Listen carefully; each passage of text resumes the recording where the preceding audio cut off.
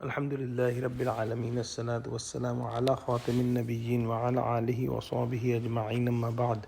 فأعوذ بالله من الشيطان الرجيم بسم الله الرحمن الرحيم قال الله تعالى في سورة الأعراف قال ما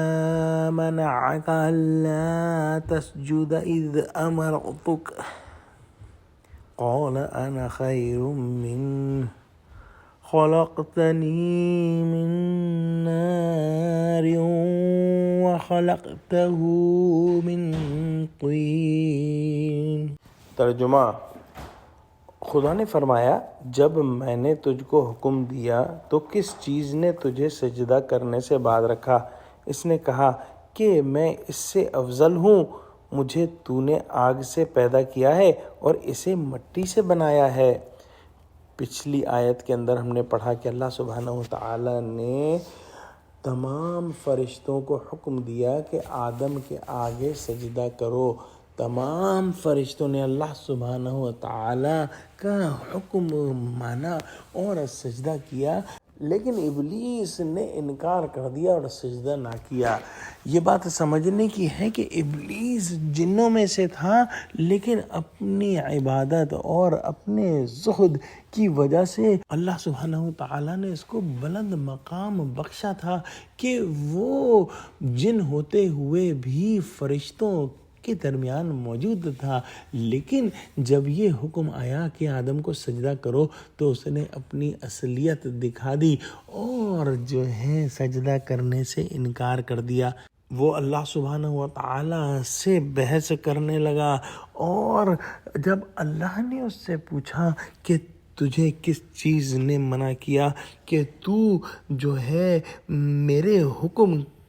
سے باز رہے، اس نے کہا کہ میں اس سے یعنی آدم علیہ السلام سے افضل ہوں، مجھے تو نے آگ سے پیدا کیا ہے اور آدم کو مٹی سے پیدا کیا ہے۔ گویا اس کے دل میں تکبر آ گیا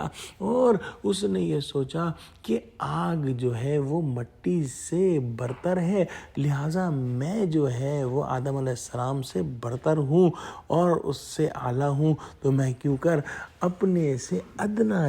جو ہے مخلوق کو سجدہ کروں۔ اور اس تکبر کے نتیجے میں وہ ہمیشہ ہمیش کے لیے اللہ سبحانہ وتعالی کی رحمت سے دور جا پڑا اور مردود ہو گیا۔ اس آیت میں ایک چیز اور غور طلب ہے کہ ابلیس لعین اللہ سبحانہ وتعالی کو اپنا رب مان رہا ہے، کہہ رہا ہے کہ تو نے مجھے بھی پیدا کیا اور آدم کو بھی پیدا کیا، اور اس کے باوجود اپنے بنانے والے کا حکم جو ہے وہ رد کر رہا ہے۔ قصہ آدم و ابلیس میں ہمارے لیے بڑی بڑی نصیحتیں ہیں، اور ایک اہم ترین نصیحت یہ ہے کہ ہم دنیا میں چاہے کتنے ہی کامیاب ہو جائیں، کتنے ہی بڑے مقام پر پہنچ جائیں،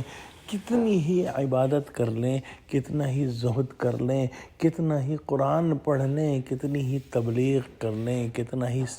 صدقہ دے دیں، لیکن ہمیں ہر لحظہ یہ کوشش کرنی چاہیے اور سوچنا چاہیے کہ کبھی بھی کسی بھی موقع پر ہمارے دل میں کسی قسم کا کوئی تکبر نہ آئے، کیونکہ تکبر ایک ایسی بیماری ہے جو اگر آ جائے تو تمام نیکیوں کو کھا جاتی ہے۔ جیسا کہ اس قصے میں ہے کہ اپنے زہد و عبادت کی وجہ سے ایک ناری مخلوق جو ہے وہ فرشتوں کے درمیان تھی، لیکن اپنے تکبر کی وجہ سے تمام تر نیکیاں، عبادت اور زہد خاک میں مل گیا، اور اللہ سبحانہ وتعالی کی رحمت سے ہمیشہ کے لیے ابلیس دور جا پڑا۔ دعا کرتے ہیں کہ اللہ سبحانہ وتعالی ہم کو اخلاص والی عبادت اور ایک تکبر سے پاک دل عطا فرما دے، آمین۔ وآخر دعوانا الحمد للہ رب العالمین، والسلام